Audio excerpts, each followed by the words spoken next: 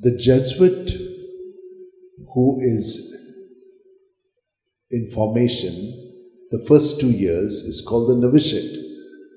And during that time, they begin to prepare themselves for the month's retreat. The month's retreat is a great experience of prayer. They pray 5 hours a day. But these 5 hours, there's lots for it. And I'm not going to tell you everything about it. But what I want to tell you is this. That in the first, there are not just weeks, but weeks are how you really get into the dynamics of the retreat. So, in the first week, there is something that happens. They begin to experience the love of Jesus, and when they experience that love, they begin to see their unworthiness. And one of the things that happens is you begin to see your sins. First, they see the big sins. Then they begin to see the small sins. And I always told them to write them down after the meditation is over, because there's time for that. Then they begin to write all the small sins and how the effect of it has been on others as well as on themselves. This is what happens. So here Jesus is telling us that you will have to account for every sin, like the last penny in a way. This is possible. Most of us are living very superficial life.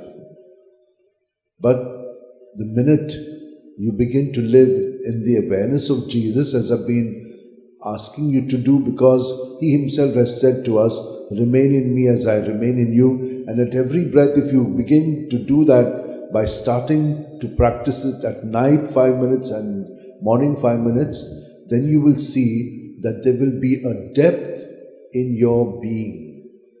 There will be a depth of presence. You're not a shallow person. When such things happen, the beginning is always this. You begin to see who is originating your actions. Is it the Spirit? Is it God in you? Or is it you in yourself? And therefore, if you start doing good things on your own, it will not last too long. And after some time, your good deeds will start giving way to bad deeds. That is what happened. You're living a shallow life. You need to live a life in communion with Jesus. Otherwise, we are wasting our life.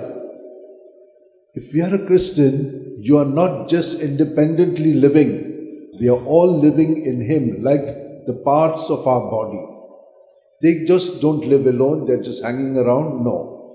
They're in the body and they're following what the dictates are of me, how I'm moving. Look at my hands moving. They're moving because I am making them express what I'm trying to say. That's how we cooperate. And so, my dear sisters and brothers, be aware of this. Let your actions begin from Jesus within us. And it will not just happen. You have to practice it. And practice we do. We all of us pray, but our prayers are superficial. Just because we have to say. So many of us will say, I'm not saying my prayers. That is kind of a duty. Prayer is a relationship with Jesus. And therefore, when you are in a relationship, that relationship should now permeate all my thoughts, words and deeds. Then you will see there is joy and happiness all along. And that is why, during this season of Lent, you must learn a few psalms. Because they are truly psalms that are coming from the depth. Like today's psalm, out of the depths I cry to you, O Lord. Lord, hear my voice. Oh, let your ears be attentive to the voice of my calling. Lord, if you should mark our guilt, who would survive? But with you is found forgiveness, for this we revere you.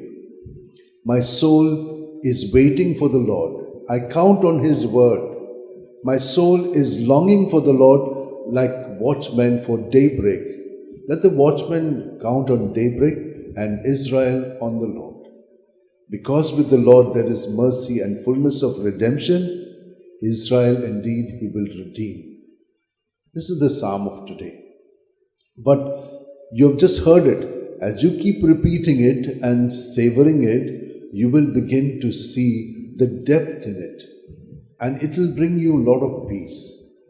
Like if you are saying the Our Father, we say the Our Father, just rattle over it. But if you mean what you say and keep on repeating it, there will be a depth of meaning that will come to you. And not just the depth, but you will also see it in your actions, because not you, the Spirit of the Lord will act through you and live it out in your life. Today I'd like to show you how Catherine Drexler, she was an American, and she was a wealthy banker's daughter. She would use her money for the poor. At 30, she began to feel the call now to join a convent, and she joined the Sisters of Mercy. And she was doing a lot of work, but she had a special love for the Native Americans and the African Americans. And so at a certain stage in her life, she felt she should start a congregation that is only dedicated to them, and many of those sisters joined this congregation that she started. And then they began one big university. It started as a training college, and it's called the Xavier Institute or Xavier University in Louisiana. So she began to reach out, and she worked very much for the injustice that was done to these people. And that's how she spent a long life, 89 years. She died in 1955, and she did a lot of work. And there were several convents and schools and colleges that she began. Now just see, it was not by herself. She was led by the Spirit right from home. And she did nothing for herself, but did everything for others. We are also doing it. But let us do it now on, always with this intention, that it should not be me, but it should be the Lord in me who does it. And for this, kindly spend 5 minutes just before you go to bed, emptying all your thoughts, your feelings, good, bad, ugly, in Jesus. And when you do that, Jesus will begin to work in us at our subconscious level through the night, 1, 2, 3, 4, 5, 6, 7 hours. And when you wake up in the morning, He has already worked in us. You're a new being. You remain united to Jesus, and you will see that the night will help you through the day. Like how you're charging the mobile batteries, you will be charged with Jesus. And all the while, you will be able to do things at your breath in union with Jesus, allowing Him to flow through our thoughts, words, and deeds. Hold your hands like this. Keep them in your lap. Keep your eyes closed.